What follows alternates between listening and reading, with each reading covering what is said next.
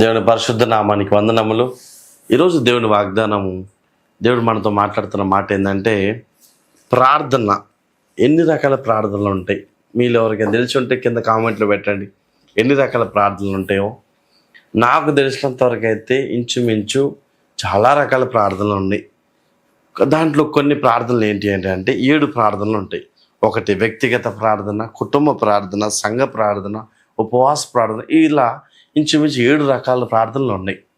ఎందుకు పెట్టారా? ఆ 7 ప్రార్థనల గురించి, దాంట్లో కొన్ని ప్రార్థనలు అయినా సరే మనం ఈరోజు క్లుప్తంగా దేవుని వాగ్దానం ప్రకారంగా మనం చదువుకుందాం. చిన్న ప్రార్థన చేసుకుందాం. దానికి ముందు, పరిశుద్ధమైన దేవానికి వందనాలైనా ఈ దినము నా తండ్రి, ప్రార్థన నా తండ్రి, ఎన్నో రకాలమైన ప్రార్థనలు ఉన్నాయి నా తండ్రి. ఏ విధంగా మేము ప్రార్థన చేస్తున్నాం ఒకసారి మా అందరితో మీరు మాట్లాడమని అడుగుతూ యేసు అతి పరిశుద్ధ నామములో అడిగి వేడుకుంటున్నాను తండ్రి, ఆమేన్. దేవుని బిడ్డలారా, మొదటిగా ఏంటంటే వ్యక్తిగత ప్రార్థన. అంటే వ్యక్తిగత అంటే పర్సనల్ ప్రేయర్. అంటే వ్యక్తిగతంగా నువ్వు ఎట్ట ప్రార్థన చేస్తున్నావు, పర్సనల్గా ప్రార్థన చేస్తున్నావా లేదా దేవుని పట్ల దేవుని యొక్క ఆయనతో మాట్లాడాలంటే ఈ లోకానుసారంగా ఉండే శ్రమలన్నీ నీకు ఇస్తాడు. ఎందుకు అంటే ఆయనతో నువ్వు మాట్లాడాలి కాబట్టి.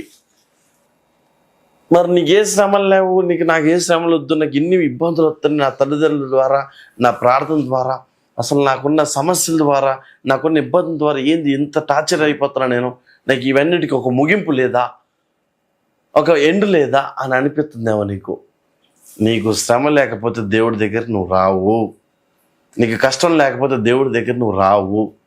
అందుకే దేవుడు చిన్నయో పెద్దయో నీకు శ్రమలు పెడుతున్నాడు, అది నువ్వు అనుభవించు, అది నీకే మంచిది. ఎందుకంటే దేవుడితో నువ్వు మాట్లాడాలంటే ఈ చిన్న నువ్వు అనుభవించాలి, తప్పదు.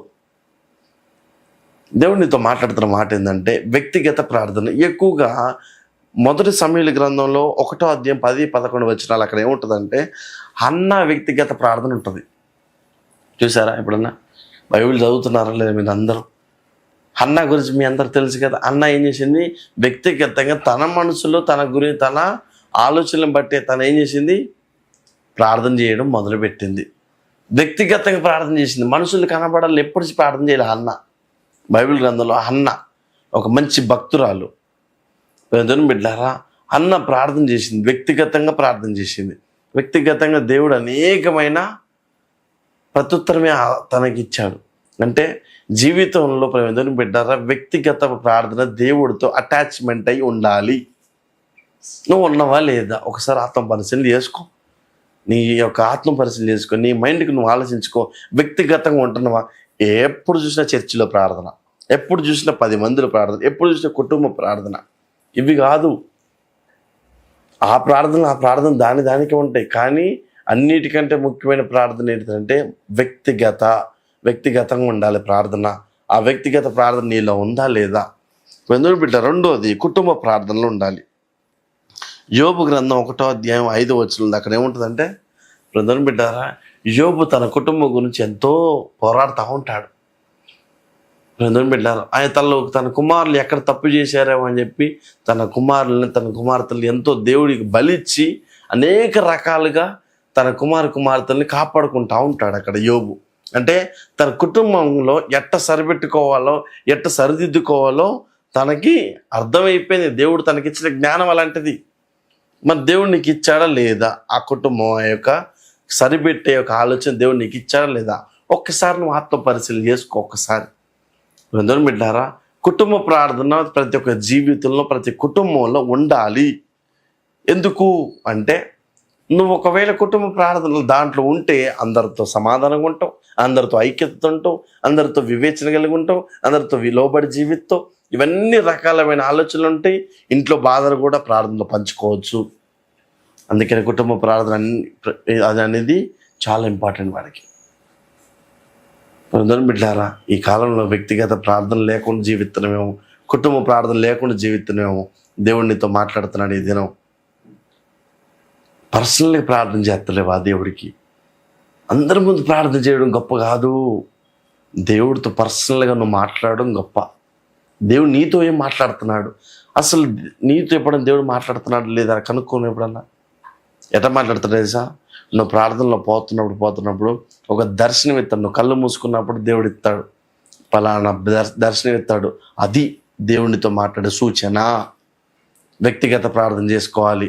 దేవుని బిడ్డలారా, వ్యక్తిగత ప్రార్థన లేకపోతే వేస్ట్, నీ లైఫే వేస్ట్.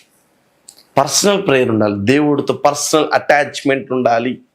అటాచ్మెంట్ ఉన్నప్పుడే నీలో ఏ ఒక్క ఆలోచనలు వచ్చినా, దురాలోచనలు వచ్చినా అవన్నీ సమాప్తమైతే ఈ లోకంలో. అలాగే కుటుంబ ప్రార్థన కూడా ఉండాలి. కుటుంబం అంతా కలిసి, అమ్మ, నాన్న, తమ్ముడు, చెల్లి, అన్న అందరు కలిసి కూర్చొని ఒక సాపేసుకొని, ఒక దుప్పటేసుకొని అందరు కూర్చొని ప్రార్థన చేయి. నీ ఇంట్లో గురించి ప్రార్థన చేయి, సేవకుడి గురించి ప్రార్థన చేయి, నీ ఇంట్లో పరిస్థితులను బట్టి ప్రార్థన చేయి, మీ తమ్ముడి గురించి ప్రార్థన చేయి, మీ అన్న గురించి ప్రార్థన చేయి, నీ తల్లిదండ్రుల గురించి ప్రార్థన చేయి, వాళ్ళ ఆరోగ్యం గురించి ప్రార్థన చేయి. అప్పుడు నీలో, మీ ఇంట్లో నీకు విలువ ఉంటుంది, గౌరవం ఉంటుంది. దేవుడి మందిరంలో నీకు కూడా విలువ ఉంటుంది. పరలోక రాజ్యంలో కూడా నీకు ప్రతి ఒక్క దానికి ఒక లెక్క ఉంటుంది. జీవితంలో ప్రతి ఒక్క జీవితంలో నువ్వు భూమి మీద ఉన్నప్పుడు కుటుంబ ప్రార్థనలు ఏ విధంగా ప్రార్థన చేసినావు, నీ కుటుంబాన్ని గురించి ఏ విధంగా కాపాడుకున్నావు, ఒక బాధ్యత గల యవనస్తుడిగా ఉన్నవా, ఒక బాధ్యత గల తండ్రిలాగా ఉన్నవా, ఒక బాధ్యత గల భార్యలాగా నువ్వు జీవిస్తున్నావా లేదా అనేది లెక్కింపు. ప్రతి లెక్క ఉంటుంది. నువ్వు ఏదైతే పని చేస్తావు ఈ లోకంలో అన్నిటికీ లెక్క ఉంటుంది. నువ్వు చేస్తున్నావా లేదు ఒకసారి ఆత్మ పరిశీలన చేసుకో. వ్యక్తిగత ప్రార్థన ఉండాలి, కుటుంబ ప్రార్థన ఉండాలి. ప్రేమ దేవుని బిడ్డలారా, దేవుడు నీతో మాట్లాడుతున్న మాట ఈరోజు ఇదే. చిన్న ప్రార్థన, చిన్న వాక్యం దేవుడు దీవించిన కాక చిన్న ప్రార్థన చేసుకుందాం. స్తోత్ర పరిశుద్ధుడా, ప్రేమల తండ్రి, నీకు వందనాలు ఆయన. ఈ దినము నాయన అందరితో మీరు మాట్లాడమని, నువ్వే నా తండ్రి ప్రతి ఒక్క బిడ్డ జీవితంలో నా తండ్రి నువ్వే సాక్షివే, నువ్వే జీవించి నా తండ్రి నీ యొక్క చిత్త ప్రకారం మీ అందరు జీవించినట్లుగా మా ప్రార్థనలు విడికిలోనైనా నేను జ్ఞాపకం చేసుకుంటా ఉన్నాం యేసయ్యా. తండ్రి అనేక రకాల ప్రార్థనలు మాకు నేర్పించమని యేసయ్య అతి పరిశుద్ధ నామములో అడిగి వేడుకుంటున్నాను తండ్రి. ఆమేన్.